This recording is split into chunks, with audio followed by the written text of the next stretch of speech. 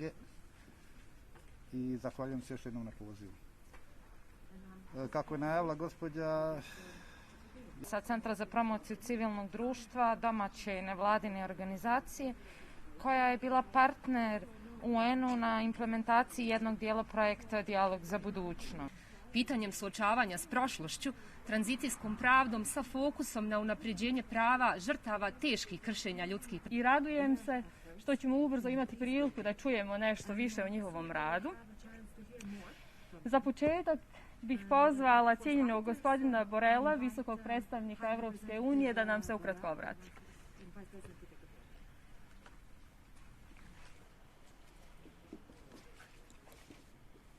Good morning. Good morning to everybody, dear friends, ambassadors. The war that swept across Bosnia and Herzegovina from 1992 to 1995 is one of the most shameful episodes in the modern history of Europe. And it was a shame that we were not able to prevent this from happening. It led to more than 100,000 victims, 100,000, half of them civilians, and over 1 million refugees. Today we mark the 25th anniversary of the end of the war and the Dayton Peace Agreement, and I am very happy to be able to be here representing the European Union to commemorate the loss of their lives and to pay tribute to all the victims. As we stand here in humility and solidarity, we must also take a moment to go beyond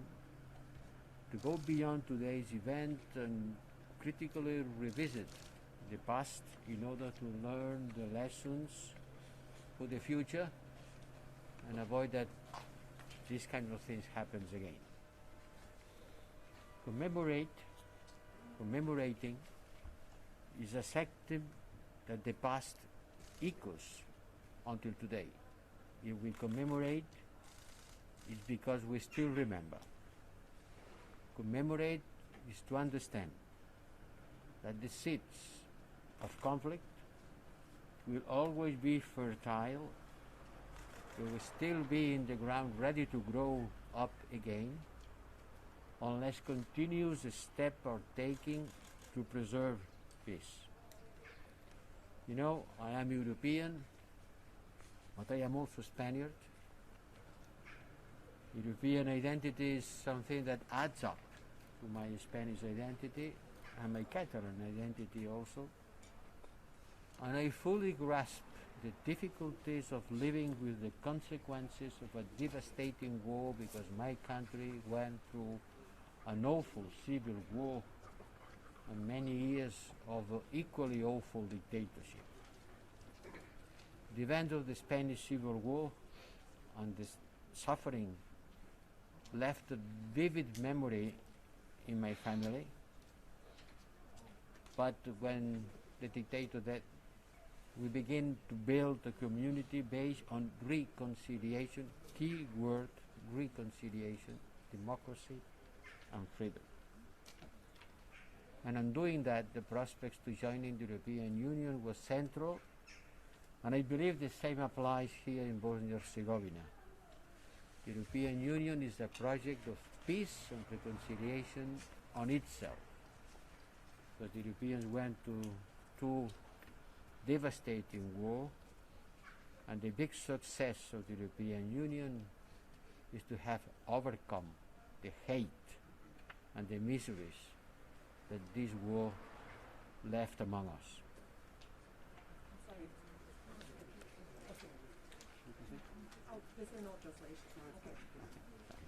Yes, sorry. Okay. Yes, we need to heal the wounds, and the path to collective healing requires understanding that the source of your pride may be deeply hurtful to others. I exchange with the champions of reconciliations and peace building, And it was a reminder of exactly this.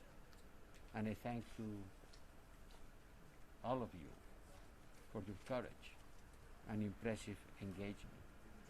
Your country needs people like you. Your society needs people like you. And now we have also to talk about the political leaders. The political leaders who acknowledge that suffering goes instead of exploiting conflict, help ensure that the crimes of individuals are not painted as a collective responsibility. Instead of focusing on the lack of actions by others, courageous leaders take a first step so that others will follow.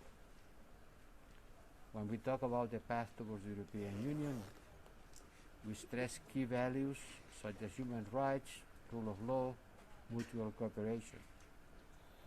Empowering societies, favoring cooperation across borders, promoting pluralism are the best way in disarming toxic nationalism. Young people in particular deserve to be given opportunities to grow and to contribute to the Bosnia and Herzegovina of tomorrow. Let me also thank all our member states and international partners, United Nations, OCE, the Council of Europe, with whom we work so closely in the last years to make progress in this. This museum is a way of remembering the civilian victims of war, mainly children, and the way they were looking at these events. Standing in solidarity with the citizens of Bosnia and Herzegovina, the European Union pledges a continued commitment for a future free from conflicts, built of values, focused on building a prosperous and sustainable future. And people's expectations from the political leaders of this country on its road to the European Union are nothing less than that. Today is a place, today at this place, here, it's a good occasion to pay tribute to the civilian victims of war, but mainly the peace-building champions, because you cannot give life to the people who die, but you can give life to hope. The important thing is to preserve peace and to continue building reconciliation in order to make Bosnia and Herzegovina a place where the wounds of the past can be healed and join the European family, which has been able to heal the awful wounds of two wars.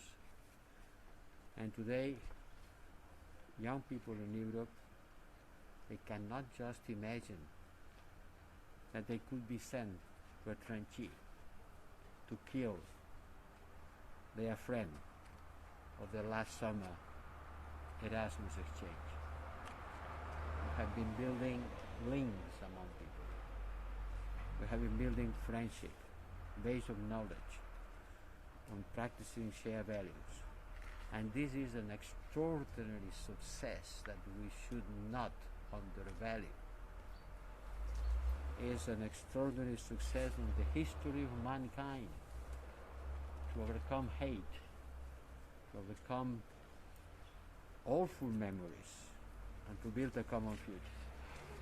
If we did, you will do. And for that, you can count with the support of the European Union, because you are part of Europe and you have a place in the future. And thank you for your work. Thank you for keeping the memory in such an impressive, such a modest, if I can say, such a touching way of doing so. Thank you, Claude. Thank